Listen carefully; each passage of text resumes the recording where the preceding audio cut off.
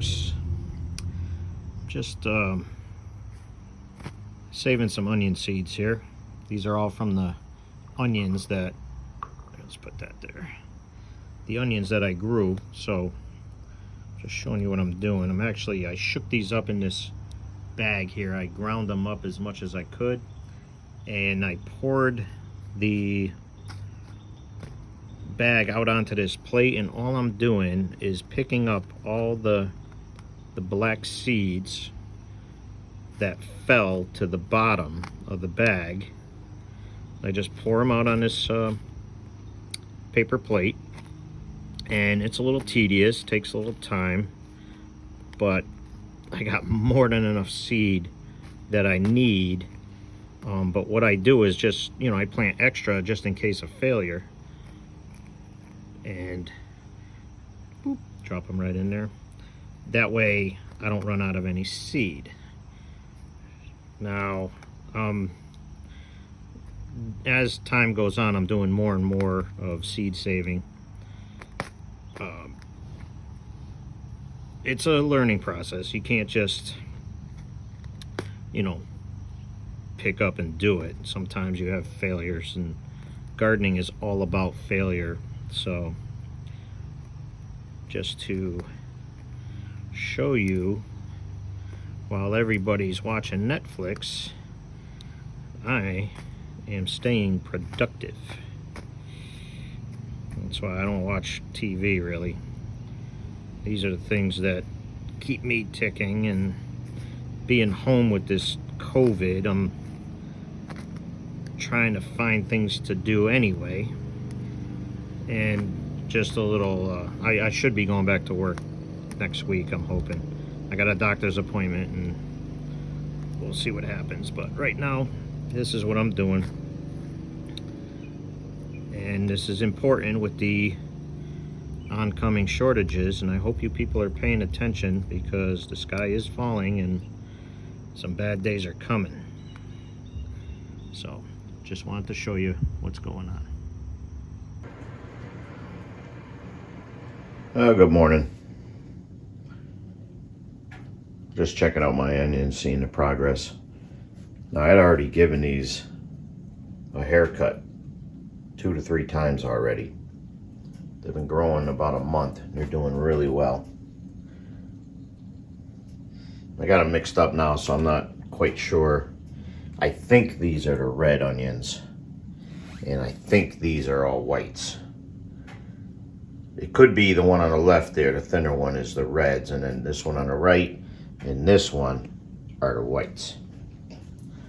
That's more likely what it is.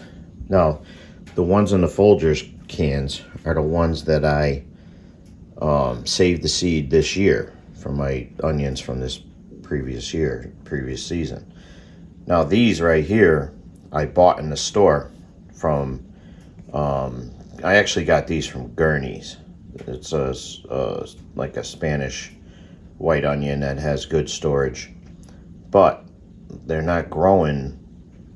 The amount of seed that I put in here, I should have a lot more shoots coming up. But whatever, I mean, some of them died off a little bit. These are really thin. But these guys, I mean, you can see some of them where I cut, but they're growing like crazy.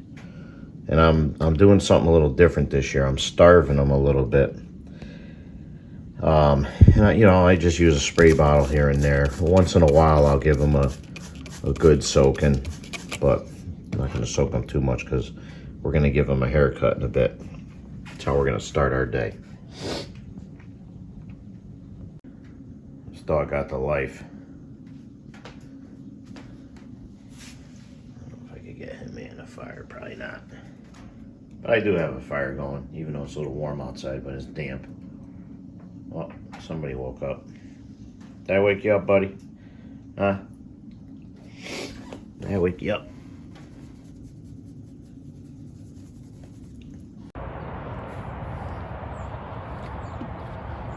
So this is all I'm gonna do. Just gonna cut them down so they stand up a little better. Tip it down, so you don't wanna have all these clippings fall into the onions themselves, because that'll promote bugs and larvae. So I'm just gonna give it a, I got some little, whoop, I just pulled one out. Little curlers there, but that's all right. I got plenty.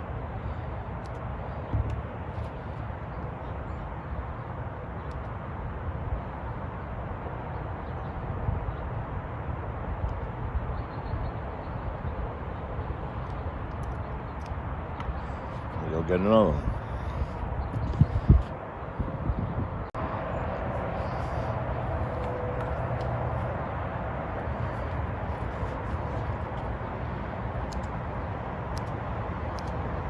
Same thing. So I started these way early this year. Way early. Because I've been unable to get these to really thicken up like some of the shoots that you would buy, like the sets in the nurseries. They really thick. So starting them earlier, see how they do. Good for another week. So that's why you can't be afraid to try anything new. I'm trying to stabilize my process here. I want to get it so I could do the same thing and be repetitive every year. With most of my gardening, that's what I do. Now this one here, I had planted, I'd saved some little garlic seed from the pods, and I planted these. A friend of mine at work said he did the same thing. He just threw them on the ground and they grew. So I threw them in here. I'm going to see if I could start some garlic.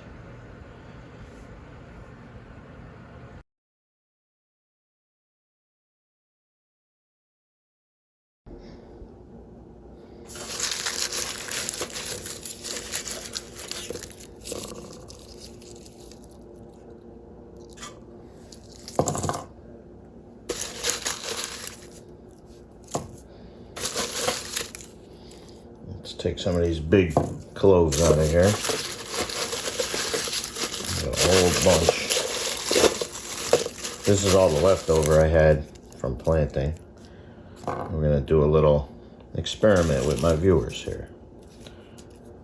Let's see, 3, 6, 7. Look at that one. That's a big one. And that's good.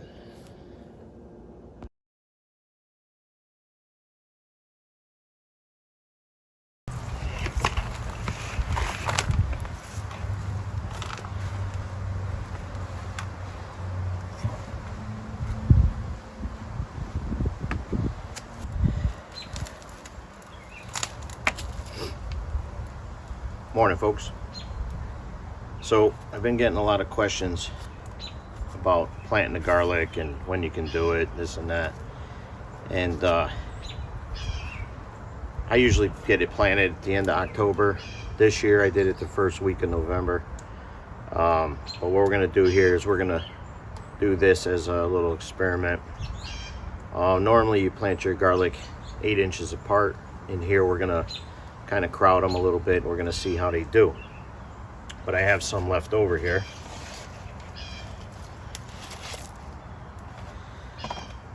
So what I'll do here is I'm just gonna spread them out best I can.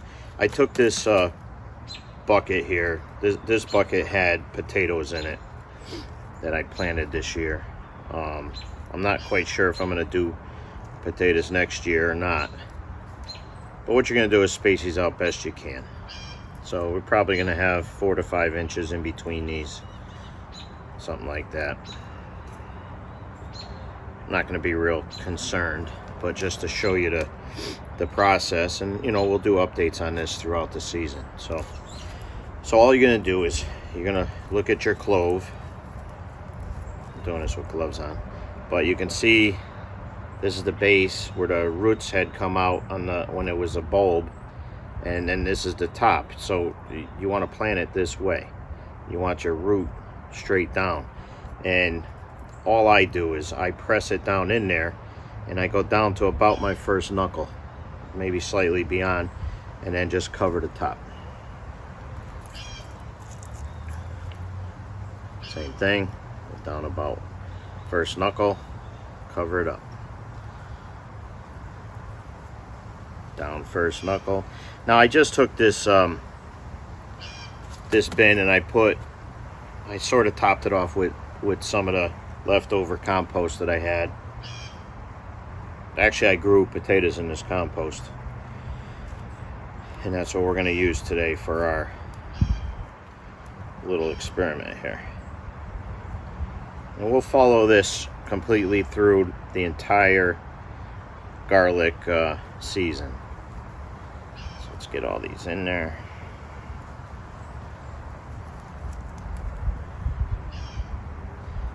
And it's let's see, this is November 22nd.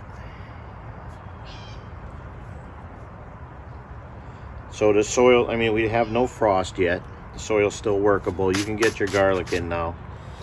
So now that I did that, I'm just going to take, which you don't have to do this, but because I grew so much in this bucket, in this compost, so it's lacking some nutrients.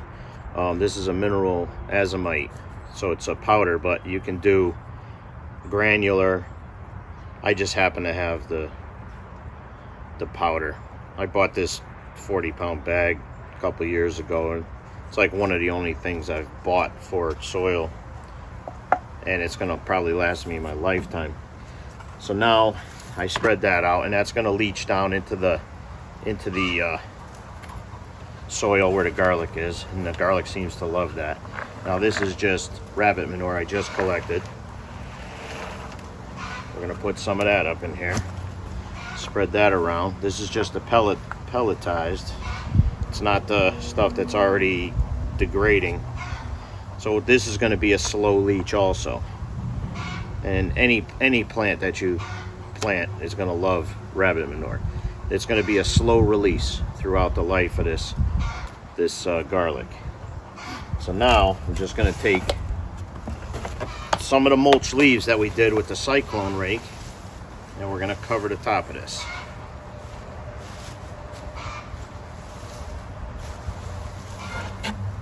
And then some people say you need 3 inches, 4 inches, 2 inches. It doesn't matter, as long as you cover it.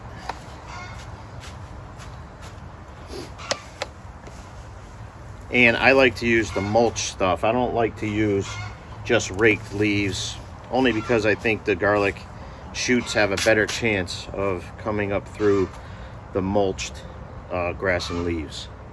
I mean, there's some full-size pieces here. It's not that big a deal, but for the most part, they'll easily be able to get through this in the spring. Now, a lot of people also say remove this when they start to grow up in the spring. Nah, I find it's better to leave it throughout the duration of the growing period, right up until time of harvest, because this, no weeds grow in this. It's amazing. If you have a weed, it's only like 1 or 2. It's nothing like removing this and then whatever weed seed had blown into the beds or barrels, buckets, while you're cutting grass or neighbors cutting grass. You're just not getting that weed seed here. But in July and June, when it gets warm, the weed, you'll be fighting them things. As soon as you get a heavy rain, those weeds come up from everywhere. So I like doing it this way. So we'll do this together as a onion and garlic update, and I'll continue to show you, and I hope that some of you don't wait and that you just go ahead and plant. You don't have to do it exactly the way I'm doing it or exactly the way anybody else is doing it. Sometimes it's just a matter of getting loose soil and getting that stuff in the ground and see what happens. Gardening is all about failure, just like your faith. We all fail. You're going to fail more times than you're going to be productive and produce.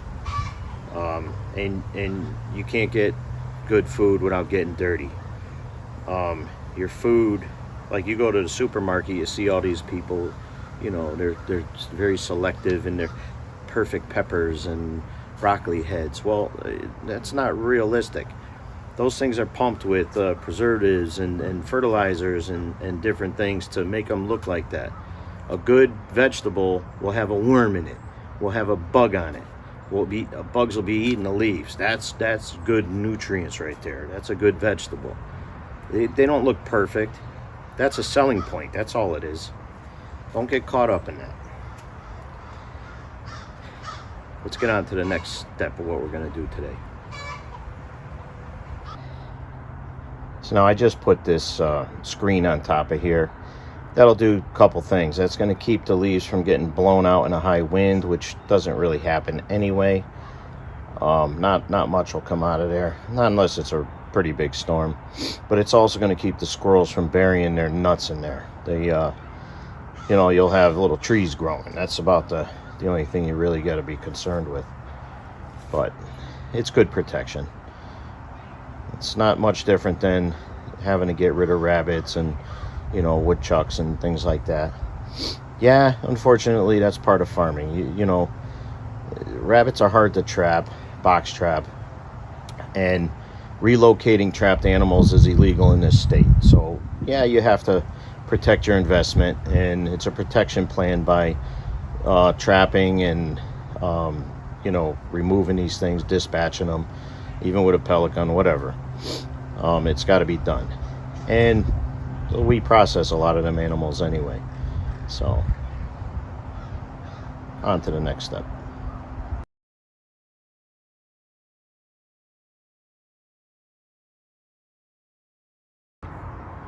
You know it's getting serious when we get our pitchfork out. So now we're going to use some of this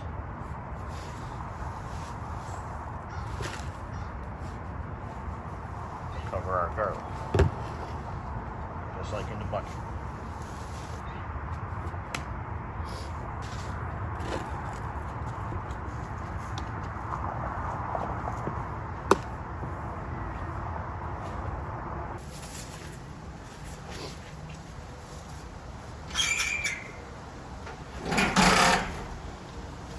So I use these to keep the squirrels out of here. And cats. So unfortunately I was kind of pressed for time, so I didn't get to show you the actual planting process, but that's why I did the bucket, the other blue bucket there. Whoops. Just caught my dirt a little bit here.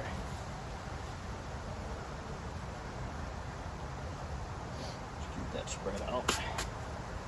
Alright, so I already treated this with azomite and rabbit manure. So this time we're gonna, and then I covered it with a little soil, but this time we're gonna just dump these, a couple of these on here, and then we'll get some more.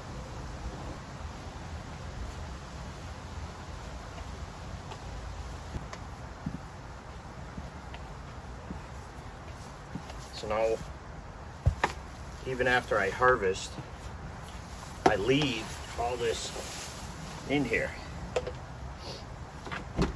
and it breaks down, you know, for nutrients for the next season. So let's see, we'll just do this by hand. And like I said, you don't need a lot. This is good stuff. This is gold. It's gold, Jerry, it's gold. For you Seinfeld fans.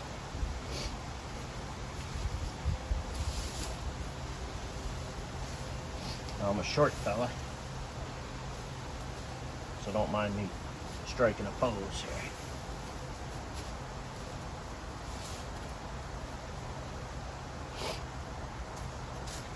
And you don't have to measure anything out. Just do it. It may look like a lot, but man, that garlic will poke right up through this.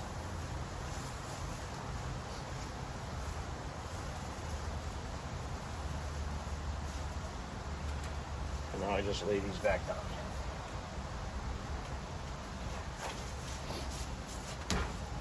Don't mind me, I did a double shift last night. Got me a little sniffle.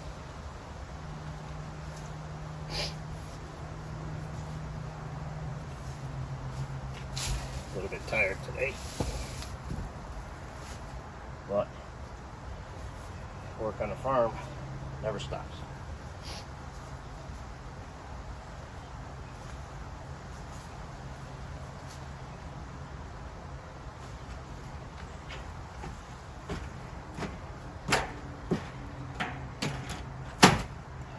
That's it. That's how this will stay until spring, and I'll harvest first week of July. Sometimes I put the hoops over it and just a row of Agribon. You don't really have to.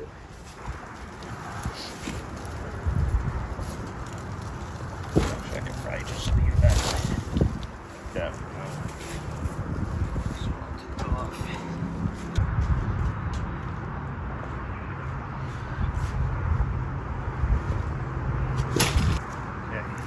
Same thing. This garlic bed is already planted. It's already got manure in here.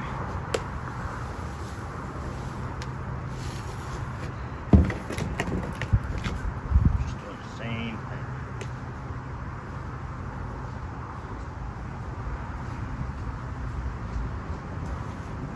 It's a great way to get rid of some of your leaves. Like I said, we don't rake leaves. This is the most work I do with the leaves.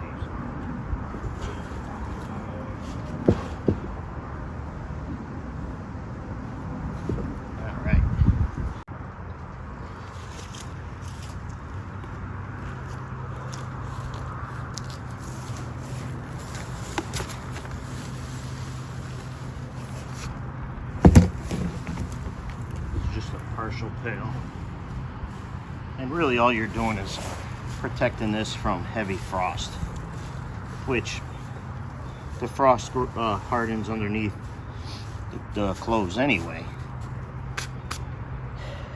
It's not that big a deal. Personally, I'm not even sure you necessarily need to cover it, but I don't feel like losing anything because I didn't cover it. But it will insulate. Get those warm winter days when the sun is out. It'll start a slow root progress, but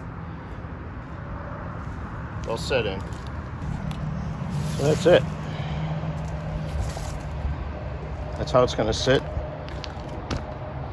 until we harvest. Now we're not going to do anything with the onion beds for a little while. We weeded them, but they're ready to go.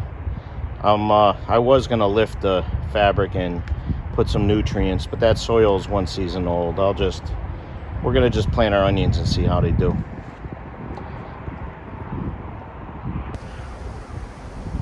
So that's it for the garlic. I won't even water that garlic until, late spring, something like that. Let God do the watering. You can see my wood pile in the background there. Still got to cover the camper. Still got plenty to do. There's always something. There's a time to plant your garlic. There's a time to process rabbits. There's a time to plant your garden. There's a time to process into jars. There's a time to cut firewood. Just nice and steady. It's a good lifestyle. And when the food shelves are empty, we'll be chewing on a tomato. Have a good day and God bless you. Sending up the drone.